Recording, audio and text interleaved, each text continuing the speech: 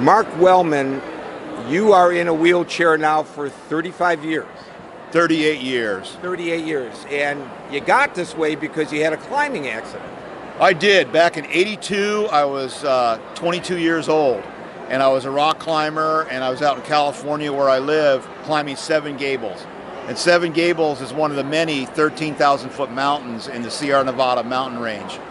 And we had made the climb. We were 20 miles from our vehicle, and by the time we finished our climb, we were at 13,000 feet. We went down the backside. So the technical part of the climb was over. We were walking down a steep mountainside. It's class 3 mountaineering, unroped, and I slipped on scree. Scree is a breakdown process of the mountain. It's like gravel. Imagine marbles being on the ground and you walking, you slipped on marbles. That's kind of what happened to me. I slipped on this scree and I rolled off a 100-foot cliff and broke my lower back at T11, T12. So after that accident, I became a ranger in Yosemite National Park in the wheelchair. And all of a sudden, I'm living and breathing in the mecca of big wall climbing in this country, Yosemite Valley. And I met a guy named Mike Corbett, and Mike and I developed adaptive climbing equipment so I could climb the largest unbroken granite cliff in North America, El Capitan. And there was a movie that just came out called Free Solo. And I never thought that El Capitan was going to be climbed free solo without ropes in my lifetime, and that was just in the movie theater. So people in the audience have maybe heard of this movie called Free Solo. Anyway, today we're at the Abilities Expo show, and we're with disabled people. And I've developed adaptive climbing equipment that allows people with disabilities to ascend mini El Capitan here today at the New Jersey Convention Center. And our sponsor is Liberator Medical. They're a catheter company, and they're providing all our clients with any catheter needs. I guess it's kind of a way to make catheters sexy, bring a climbing wall here. So we got people lined up. They're going to try this adaptive climbing. When I climbed El Capitan, I did 7,000 pull-ups in 8 days, bringing all your equipment, all your water up this cliff. And for some of these people, this little 17-foot wall might be their El Capitan. So is this something that's actually manufactured and marketed, or you just do it for display purposes at an event such as this? Well, I have my own climbing wall in California, but it doesn't make sense to bring it out to New York. So we rented this wall. I have an East Coast team that I travel with when we do events on the East Coast. And there's climbing gyms now around the country, like Brooklyn Boulders in Manhattan. They got several different locations. They have adaptive climbing. So we're really seeing, I guess I was sort of like the grandfather of adaptive climbing. I'm 58 now. 2 weeks I'll be 59. But anyway, I've kind of developed this equipment to help people maybe try to find something different. Mainstream America really likes to do adventure sports, whether that be skiing or kayaking, outdoor adventure sports. And the disabled community like to be part of that too. So bringing a rock climbing wall into the Abilities Expo here in New Jersey is a great way to kind of show my passions of outdoor adventure sports to the people in the New Jersey, New York area. So I'm kind of interested in your own personal story as well. Another guy who fell and became paralyzed would say, "Oh my God, I'm done. I'm done with climbing." Why is it that you got back up and did it again in your new condition? It's something I really loved. I think when I became a ranger in Yosemite, all of a sudden I was back in the mecca of big wall climbing. I was seeing climbers again. And I never really thought about it much. I thought I wasn't going to do it. But there was a magazine called Sports and Spokes. It's a wheelchair athletic magazine. And there was a woman being lowered down a cliff in a wheelchair. She wasn't going up the cliff. She was going down the cliff, rappelling in a chair. And I was going over to my work, opening up the visitor center in the morning for the National Park Service in Yosemite. And I bumped into my future climbing partner, Mike Corbett. And I showed this picture to Mike Corbett. And Mike's eyes got really big, and he said, "You know what, Mark? I want to start climbing with you, but what I really want to do is climb El Capitan. And at the time, Mike had climbed El Capitan more than anybody else in the world, 42 times. And it was a big deal when he actually climbed it 50 times. Now there's people that have climbed El Cap 100 times. You know, that speed solo climber, Alex Honnold, that I talked about the movie Free Solo, he did it in 3.5 hours. It takes the average climbing team that's able-bodied to go up the nose, that's the traditional way of climbing El Capitan, 3 days. And now El Capitan is climbed in less than 3 hours by speed climbers. That's unbelievable. So is there a whole community of disabled folks who are climbers? There is now. I was the first to climb El Capitan. There's been 12 other paraplegics, men and women, have climbed El Capitan. There was the most severely disabled person to climb El Capitan was Steve Wampler, had cerebral palsy, trapped in a body like a quadriplegic.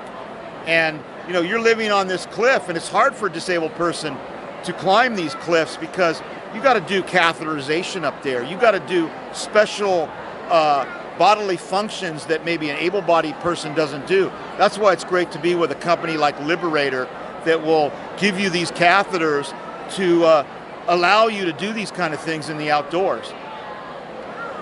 You're kind of an inspiration, I think, almost a metaphor for life, because people sometimes they have emotional problems, sometimes they're physical, sometimes it's financial, and some people just crawl in a ball and say, okay, that's my life, I'm done. But other people like you, and I don't think there are enough of you, and we need to show that there are folks like you, actually I think could be inspirational to all of us, even able-bodied people.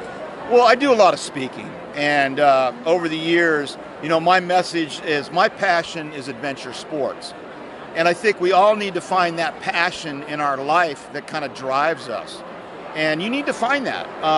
You know, that could be maybe religion is your passion. Maybe walking is your passion. You know, maybe eating the right types of food that you put in your body for fuel is your passion. You need some sort of passion that really drives you, or your relationship. I mean, there's all kinds of passions in your life that can that drive you. And I think if you don't have that passion and you're depressed, you've just gone, I mean, believe it, when I first got hurt 38 years ago, to me it was the worst, it was a fate worse than death, becoming a paraplegic. But fortunately I met some other guys that were in chairs, you know, they kind of steered me in the right direction. You know, we all need a role model in our lives. And, you know, I had role models that helped me get through. I was laying in a hospital bed. I was in the hospital in 1982 for 7.5 months. Now a person that gets a spinal cord injury is in the hospital for weeks, literally. And they leave the hospital and they don't know how to take care of themselves. So maybe 7.5 months was a little bit long, but by the time I got out of the hospital, I was ready to, you know, get on with my life. I mean, this was kind of the beginning of the wheelchair revolution, where wheelchairs were all of a sudden being made out of aluminum. There wasn't a stale piece of medical equipment. You know, you see these chairs around the Abilities show, it has modern colors. They're an extension of your body. It allows you to get from point A to point B gracefully. So we've really seen, you know, the technology in climbing, the technology in the wheelchairs. This kind of show is a great place. I think Lou and David are doing a great service to our community, to our nation, by having these ability shows around the country, especially for people. You've had a family member that has had an illness, has had a debilitating accident, and this allows people to, you know, live a life again, get back to life, you know, start driving a vehicle, use a wheelchair that's an extension of your body, meet somebody from a nonprofit that's going to show you an adaptive sport that's going to change your life. So David and Lou with the Abilities Expo have done a tremendous thing for our society, for our country. And you know, just the name, abilities rather than disabilities, sets a completely different tone. Absolutely. Absolutely. You know, we're here trying to say, let's get on with your life. Let's find a different way of doing it. You may be born with a disability. You may have had an accident, an illness, but these, you're around people. This community can change people's lives. And speaking about changing people's lives, have you actually had people come here and say, oh, I don't know about that, and then try it and then become a climber? Absolutely. Absolutely. I had a kid who was born a paraplegic, spina bifida, and he was obese. He probably weighed at least 300 pounds, and he was in a power chair. We got him on the wall, and what he came down, it was hard for him. It wasn't easy, but when he came down, he had the biggest smile on the face. I saw him a year later. He changed his life. He lost 100 pounds. He wasn't using a power chair anymore. We don't say electric chair. Electric chair is something you die in. A power chair takes you from point A to point B. So he's a power chair user. I saw him a year later. He lost 100 pounds. He was maybe 200 pounds, but he was pushing a manual chair. He wouldn't look you in the eye when you talked to him. And I saw him a year later. He has a mohawk.